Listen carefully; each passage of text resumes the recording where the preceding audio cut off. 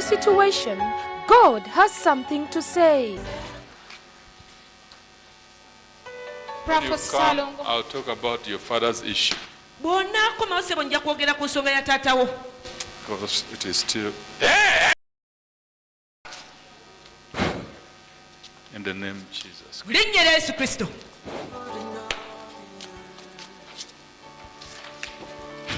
Hey, Jesus.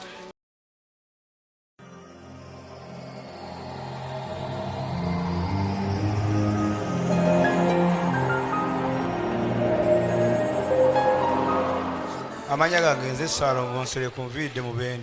is Salongo Nsereko from Mubende.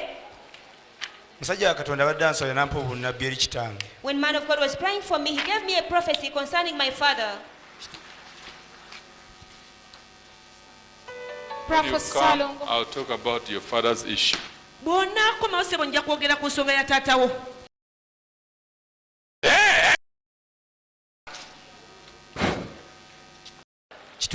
It is true.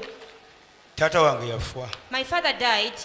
Before the death of my father, on that same day he died. I was in Kampala. My father called me at 4 o'clock and he said he wanted to see me. And I told him that I'm going to come. On that same day,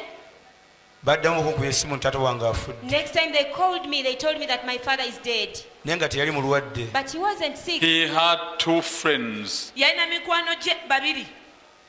And these friends were Muslims. Then we can now start the story. Man of God, what you said is true. My father had his friends, there were 2. They were Muslim. One has died of recent. Now, as we are continuing, all of them, even those in background, do you remember Kamadi? Kamadi. What you've said is true, man of God. I know Kamadi. He was a close friend of my father. That Kamadi called. This was in rumors. After the death of my father. And later on, my father brought me a dream. And he said, don't at all try to find out about my death. Those who killed me, you will see them. But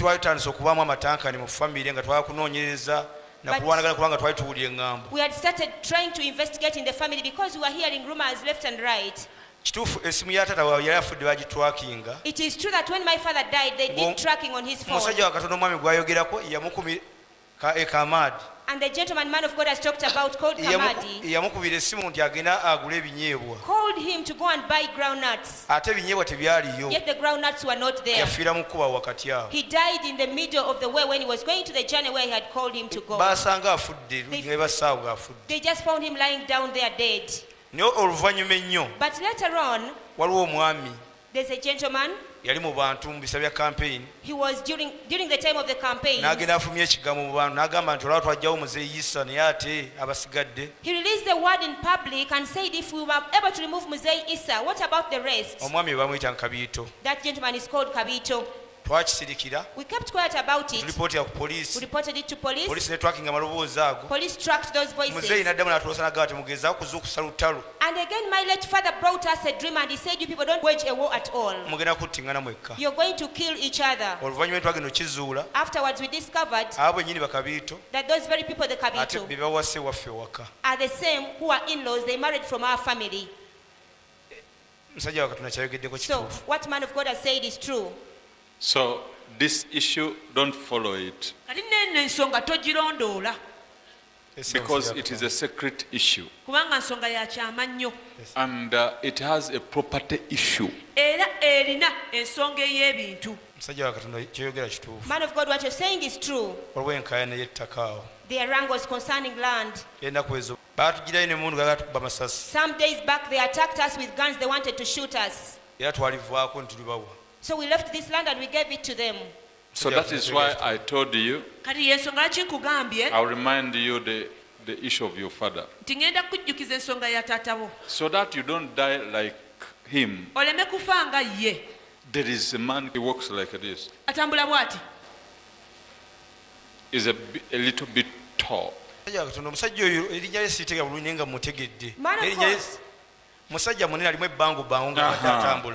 know this man, though I don't know his name. He's big. He has a bent back and he has this Muslim sign on his forehead. But again, man of God, what goes around in rumors that he's the same one who got a sword and pierced the back part of my father. In between on the way, there is a woman called Nachiwala. I know Nachiwala. This woman saw exactly how your father was being killed. Man of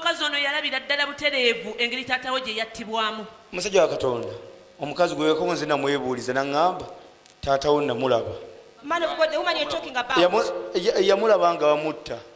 Man of God, what you've said is true. This same woman you're talking about, she told me, because I asked her myself, and she told me that she saw him being killed. The Nachiwala you're talking about is my sister-in-law. She's a wife to my brother. She refused to give enough witness. When we interrogated her so much, she denied everything. But when I went back to her when we were just the two of us, she accepted and said that she was present at the time when my father was being murdered. Hallelujah! Hey! Prophet. This man was a friend to my father. I'm surprised to him standing. Okay, let's hear from him. Nze amanya ganze nze Luyiga Livingstone. My name is Luyiga Livingstone. Nava Kasambya kati mbeera Bweyogerere. I left Kasambya, now I stay in Bweyogerere. Mubende. In Mubende.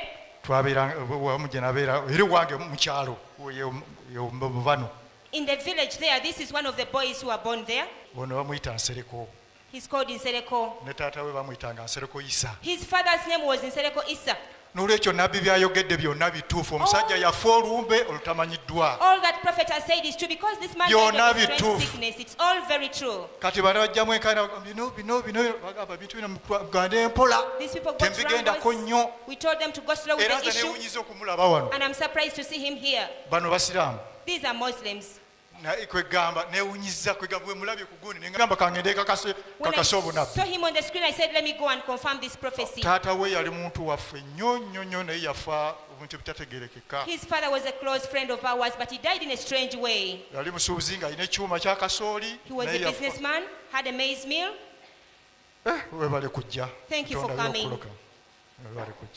So, go slow with these issues. There was a police officer called Asimwe. Straight. Nothing in... Man of God, what you said is true. After the death of my father, those were the same police officers who first went to see the dead body. Those of Asimwe. They went to carry out investigations. When they did investigations, they never gave us the results. They kept quiet with their results. But he knows exactly what happened. This is how your father went. And he is always watching. He sits at the mango tree. Man of God, what you said is true. My father used to sit at the mango tree. That mango tree is at our home in the village. He told us when he dies, that is the exact place that is where he is buried. Yes. He sits at the mango tree, and down there they grow this sweet potato. Exactly, man of God. Clap your hands for Jesus Christ. Why are you surprised? I'm surprised that this man of God. Era ne Katonda munene Katonda wa maanyi. Surely God is so big and he's so great.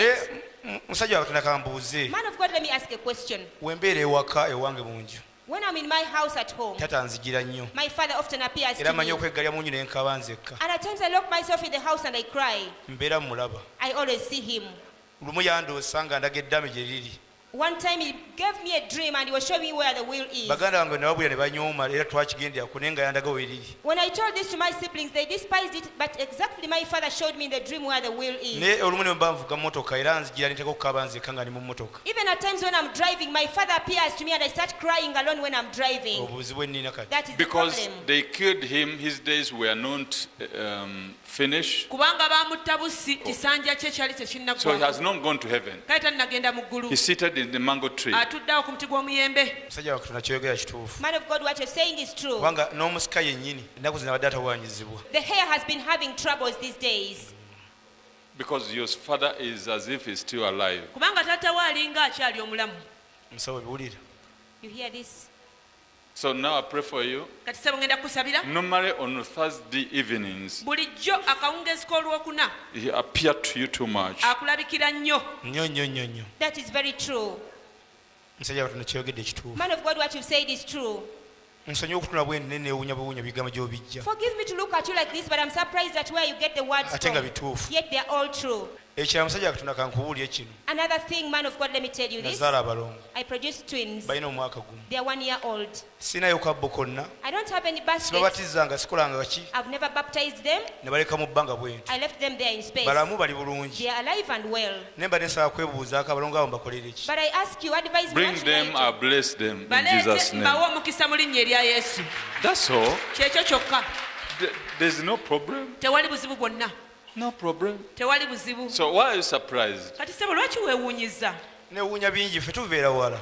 I'm surprised of many things because we come from far. Ffe tubeera Kabamba kulira na Kabamba Barracks. Tetubeera stay- Mubende mu ttawuni ng'omuwulira nti Mubende district naye ffe tubeera Kasambya Kabamba. We stay in Kasambia Kabamba near the barracks, far Wala away from nnyo. the town. Musajja wa It's Katonda. very far. Wala nnyo. It is very far.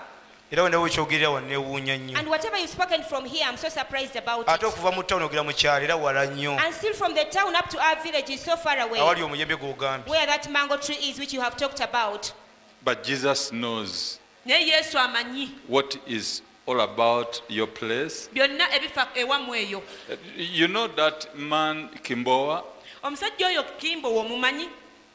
wa Katonda simujjukira. I don't remember him, man of God. When you are branching to go to your place, of recent they slashed there because there is a certain hill. Akasozisozi weekali. Yes. True. Kituufu baasaawawo. It is true there is a hill and they slashed there. Musajja wa Katonda kyayogedde kituufu. What man of God has said is true. Abo baasaawa bamanyiiwo I know that place which was slashed. era waliraanye waffe It is next to our home. era waliwo akasozisozi. There is a hill. Naye musajja wa Katonda kyensaba But man of God, my request, nannyiniwo wennyininyini yafuwa. the exact owner of that home died. Ate sayidi eno waliwo abantu bangi And era this- katundu ke kamu. This other side, there are so many people. Naye omwami gwe yatakimba wambadde nsaba mu ntangaazi. But I ask you to throw more light about the gentleman Go, called you Chimbo. ask Kasozi. Musajja wa Katonda kyoganya kituufu. Kasozi mumanyi bulungi nnyo. Man of God, what you've said N'ono is musawo true. gwenda yamumanyi. I know Kasozi so well, and also this gentleman standing here with me knows him. Abeera mu ttawuni Kasambya. He stays in Kasambia town. Ask him about Chimboa. Musajja wa Katonda tujja mubuuza. Man of God, we shall ask him. What else do you want me to do for you? Musajja wa Katonda nsaba kufuna mulimu gwange ku bwange. Nali neekozesa kati nayavuwala. Okay. Tebankozesa bukozesa. But there is a man called Kizito. He has a lot of information. Ayina amawulire mangi. Musajja wa Katonda kyogera kituufu. Man of God, what you have said is true. Kizito gweyogeddeko mumumanyi. I know that Kizito whom you've prophesied about. Mutono, He's slender muwanvuwanvu. and a bit tall. Wakyenkiwanvu. Kyenvudde nkukola bwe nti. That's why I illustrated to you like this. Ankoze bwenti nenkola mu luwenyi bwenti. Then I demonstrated through the forehead like this. Bwenti. Sajja tunakyogera kituufu. Man of God, what you have said is true. He has a lot of information. Alina amawulire mangi. But you wait for 6 days. Negwe lindirire ennaku 6 zokka. There is a short girl called Amina. Waliwo omuwala omumpi ayitibwa Amina. She will come and tell you something. Ajja kujja abeeko all of a sudden, as if she's mad. Mbagirawo ng'alinga omulalu. You will come and tell me, I'll tell you what to do. Oluvannyuma lw'ebyo ojja kujja ontegeeze nkubuulire ki ekyokkola. So don't rush with any news. Kati opapirira amawulire gonna. Until when Amina come. Paka nga Amina azze. Amen. Because you loved your father too much. Kubanga kitaawo wamwagala nnyo. So I'll help you. Kati nja kuyamba. You live longer than your father. Ojja kuwangala okusinga ku taatawo. And richer than your father. Era ojja kuba mugagga okusinga taatawo. Though he was a Muslim, he didn't have a bad heart. Newankubadde yali musajja musiraamu talina mutima mubi. That is why he decided to stay in the mango tree. Yensonga lwaki yasalawo okusigala ku muti gw'omuyembe awo. Because sometimes those kasirivu, they come there and they trouble him. Kubanga ebiseera ebimu bakasirivu bali bajja awo ne bamutawaanya. Man of God, what you have said is true. Why are you surprised? Lwaki weewunyiza? Ebituufu byakwewuunya. Ekirungi ne musawo kasita oyo wali ananjulira. Come. Good enough. The doctor is there. Abantu boyogerako abamanyi. Buli kimu akimanyi. He knows kasirivu. Bakasirivu obamanyi? Give him. Kasirivu mbamanyi olwokuba nti ebiseera bino sikyabeerayo nnyo naye nga mbamanyi bonna boyogerako bituufu. It is true, man of God. I know them all. Taata we yayagalanga onyoona omwana. Talk about kasirivu. Kasirivu mumanyi. I know Kasirivu. Okay, nze gwe mmanyi Kasirivu yabeeranga kumpi ku kyalo. He used to live there on that village. Ne musajja Katonda Kasirivu takyalabika. We no longer see Kasirivu. Oba yafa. I wonder whether he died. I say the kasirivu is dead. Nkugenti Kasirivu yafa. Your father is complaining, said, these kasirivu, they come like a demon is to trouble me. Kataatawo atudde ku muti gw'omuyembe wali agamba omusajja Katonda nti owange bakasirivu bano bajjanga mizimu bajja okuntawaanya. I hate them. Nze mbakyawa. That's why I sit here. Yensonga lwaki ntuula wano. Why are you wondering? Lwaki weewuunya ssebo? Musajja Katonda alina kwewuunya. He sit there with his book which was yayulikako. Ekitabo kye kyayulikako. Kyatula nakyo. Musajja Katonda kyogerako kituufu. Man of God, what you have said is true. He still reads that book. The Quran. Quran. What is it? Kitabo kyekyo. But he has a book. Naye alina ekitabo. Ekitabo kyo nkikakasa akiina. I confirm he has the book. Kyayulikako era kyaliwako n'emmese kino kirabanga naye nga bwe musemberera ennyo akikweka. It got torn a bit and the rats ate some portion, but whenever I would get close to him, he would hide it. One time I asked him why he hides that book. He told me he doesn't want to tell me what is in that book. I don't want to lie, you prophet. I loved my father so much and he loved me so much. He has spent 5 years in the grave. That is why I talk about him. Because I see him. It has told me that, why don't you talk about my leg? Because I don't want my son to get an accident.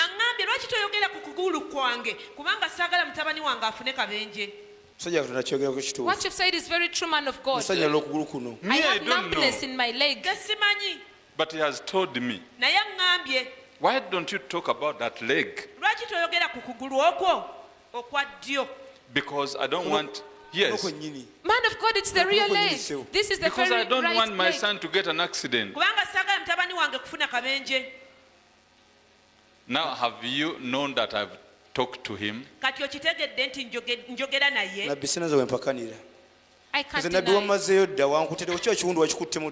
You have already touched inside the wound. Man of God, what you've said is true. My father got an accident. And we found him lying down like that. And now, for me in the morning, I cannot stand. I have numbness in the leg. Even when I'm sleeping. Don't worry. Jesus knew how you were coming here. Yes. And when you walked up, you looked for something to put on this. That is the truth. I didn't even tell my wife, I didn't tell my mother, I just woke up and I just disappeared. Because this was your day. In the name of Jesus Christ. Hey, Jesus. Raise up. Check now, your leg is fine. Yeah? Go and pick a watermelon. Office give me 300 to give him to go and celebrate.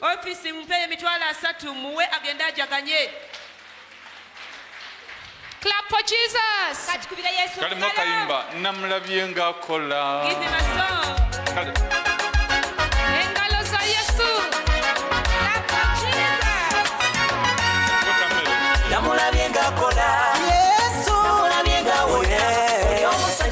Chimulema kusinagoga wejjo musanga bikakande Yesu wenga kola bikakande Yesu wenga wonya abajanga bakaba ngabalwadde nnyo baddayo babuka bikakande Yesu wenga kola bikakande Yesu wenga wonya abajanga balwala obwavu baddayo bagagga bafu nze nnina obujulizi munda mu bulamu bwange Yesu wakakande bwakose najja wano sirina na abasinga kumwe mwandaba ngabe mikwano neŋŋandaba neetamwa tewaliwo kubanyamba nabika kandi nasabira nenfuna obulamu obweyagaza nsatalina bwendiseeka kati neesuza nemmotoka mbuga ate lwaki okaaba ssebo? Nabi neyanze. Thank you very much, Prophet. Ate wera kulengera wala. Thank you for seeing afar. Thank you so much. May God bless you. Now you go and celebrate. Jesus has added to you more years. You have received the time in many years. You'll be a rich man. Go, you are free. Thank